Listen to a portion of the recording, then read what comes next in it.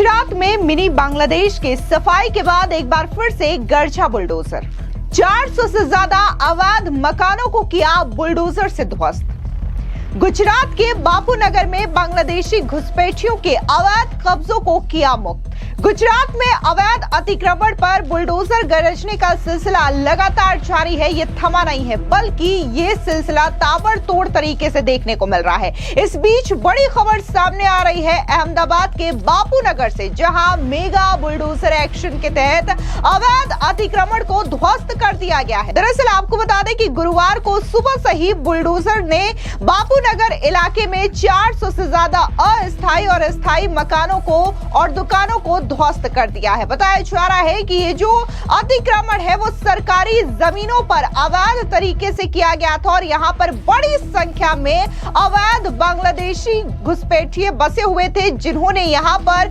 झुग्गी झोपड़ियां बना रखी थी, जिसे बुलडोजर के जरिए ध्वस्त कर दिया गया है। आपको बता दें कि इनमें से तकरीबन 250 परिवारों के पास पहले से ही प्रधानमंत्री आवास योजना के तहत घर थे, लेकिन उन्होंने इसे किराए पर दे रखा था और मोहम्मद फैसल नाम का एक व्यक्ति इन सभी से किराया भी वसूल करता था। कुछ दिन पहले ही इसी इलाके में तिरंगा यात्रा पर हमला भी हुआ था। बता दें कि गुजरात पुलिस अब इनमें शामिल सभी लोगों के खिलाफ कार्रवाई कर रही है। दरअसल इससे पहले अहमदाबाद के ही चंडोला झील के पास बसे मिनी बांग्लादेश को देश का सबसे बड़ा बुलडोजर ड्राइव चला करके ध्वस्त किया गया था। और जब चंडोला झील के आसपास बसे इस मिनी बांग्लादेश पर बुलडोजर गरजा था, तो ये 2 फेज में गरजा था, जिसमें भारी संख्या में बुलडोजर के जरिए इन तमाम अतिक्रमण जो कर रखा था बांग्लादेशी घुसपैठियों की ओर से, उन्हें पूरी तरीके से अतिक्रमण मुक्त कराया गया। आपको बता दें कि अहमदनगर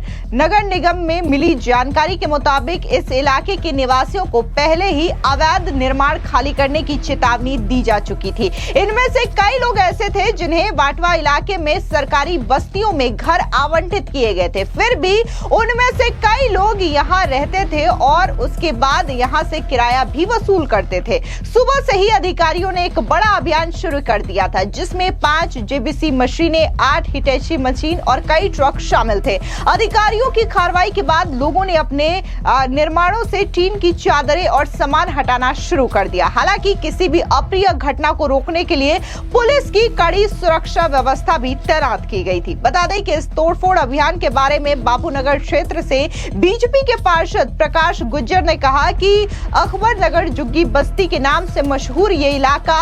अहमदाबाद नगर निगम के स्वामित्व में आता है। यहाँ सालों से अतिक्रमण किया गया था। सर्वे करने और सरकारी बस्तियों में लोगों को घर देने के बाद ये लोग फिर से यहाँ आकर के अस्थायी झोपड़ियों में रहने लगे थे। हाल ही में रखियाल में पुलिस को तलवारें और डंडों से धमकाने वाले असामाजिक तत्व भी यहाँ पर रह रहे थे और देखने को मिला था कि कैसे तिरंगा यात्रा के दौरान इसी इलाके में बाकायदा पत्थरों से अटैक भी किया जाता है। लेकिन यहाँ पर जो गौर करने वाली बात है वो ये है कि कैसे जब प्रधानमंत्री आवास योजना के तहत इनको बाकायदा सरकारी घर मुहैया करवाया जाता है, उन्हें पक्के मकान मिल जाते हैं, सारी सुविधा मिल जाती है, इसके बावजूद उन मकानों को छोड़ करके ये यहाँ पर बापूनगर इलाके में झुग्गी झोपड़ियां बना करके रहते हैं और जो सरकारी आवास मिले हैं वो उन्हें किराए पर चढ़ा देते हैं। तो ये अलग ही बिजनेस गेम यहाँ पर लोगों का देखने को मिल रहा है कि किस तरीके से जो सरकारी सुविधाएं मिल रही हैं उनका दुरुपयोग यहाँ पर किया। आपको बता दें इससे पहले भी अहमदाबाद में देखने को मिला था कि बड़ा बुलडोजर ड्राइव चला करके जो चंडोला झील के आसपास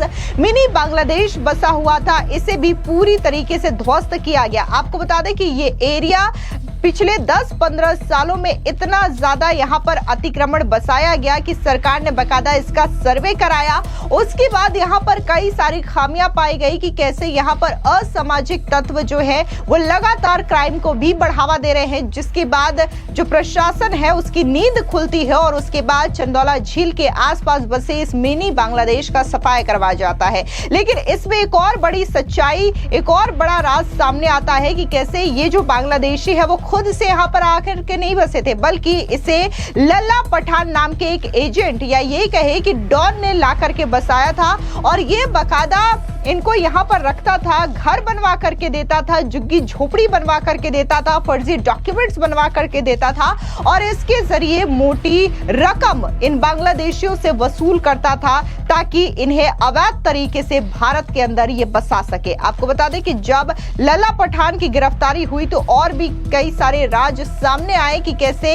ये इन अवैध बांग्लादेशियों को पहले तो बॉर्डर क्रॉस करवाता है, उसके बाद अलग अलग भारत के स्टेट में पहुंचाता है और खास तौर से जिस तरीके से गुजरात से ये राज सामने आए हैं तो काफी ज्यादा हैरान करने वाला है, जिसके बाद से ही प्रशासन लगातार इन बांग्लादेशी घुसपैठियों के खिलाफ कमर कस चुकी है और जितने भी इनकी ओर से बनाए गए अवैध अतिक्रमण है उसे पूरी तरीके से खत्म करने की कगार पर लगी हुई है। इस बीच आपको बता दें कि जब चंदौला झील में एक्शन लिया गया था तब गुजरात के गृह मंत्री हर्ष सांघवी का बयान भी सामने आया था और उन्होंने साफ तौर से कहा था कि यह बुलडोजर एक्शन उन तमाम लोगों के खिलाफ हो रहा है जो सरकारी जमीनों को इस तरीके से कब्जा रहे हैं, वहां पर क्राइम करते हैं और वहां पर जिस तरीके की सिचुएशन है उससे समाज को भी खतरा होता है। आपको बता दें कि ये अवैध बांग्लादेशी दिन ब दिन हमारे देश के लिए काफी ज्यादा खतरा बनते हुए आ रहे हैं। जिस तरीके से ये अवैध तरीके से बॉर्डर क्रॉस करके आते हैं और देश के अलग अलग हिस्सों में फैल रहे हैं तो ना सिर्फ ये देश की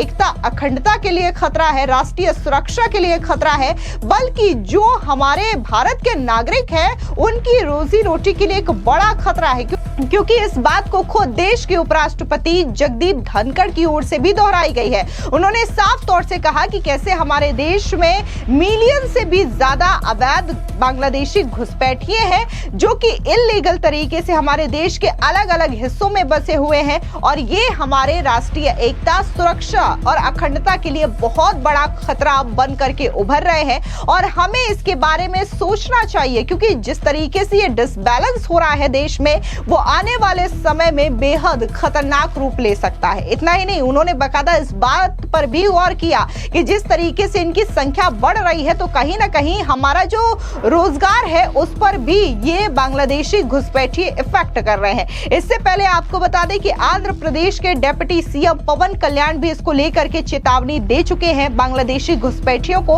और उन्होंने साफ तौर से कहा है कि आंध्र प्रदेश में बांग्लादेशी घुसपैठिए बर्दाश्त नहीं किए जाएंगे। इसके अलावा आपको बता दें कि महाराष्ट्र सरकार में मंत्री नीतीश राणे ने भी बकायदा इस चीज को लेकर के कहा था कि ये अवैध बांग्लादेशी पहले तो हमारे देश में आते हैं और फिर हमारे लोगों को ही नुकसान पहुंचाते हैं। अगर इसी तरीके का सिलसिला जारी रहेगा तो हम इनके खिलाफ कड़ी कार्रवाई करेंगे ताकि ये किसी भी हिंदू को नुकसान पहुंचाने के बारे में ना सोचे। इतना ही नहीं, उन्होंने ये भी कहा कि महाराष्ट्र की धरती पर अवैध बांग्लादेशी घुसपैठिए बर्दाश्त नहीं किए जाएंगे और इनके खिलाफ कड़ी कार्रवाई की जाएगी। इसी के साथ ही आपको बता दें कि जिस तरीके से ऑपरेशन सिंदूर को अंजाम दिया गया है उसके बाद से ही देश में छिपे इन तमाम अवैध लोगों के खिलाफ कार्रवाई की जा रही है, फिर चाहे वो पाकिस्तानी अवैध नागरिक हो या फिर बांग्लादेशी रोहिंग्या घुसपैठिए हो। इनको चुन चुन करके पुलिस दबोच रही है और डिपोर्ट करने की तैयारी भी पुलिस की ओर से की जा रही है। कई सारे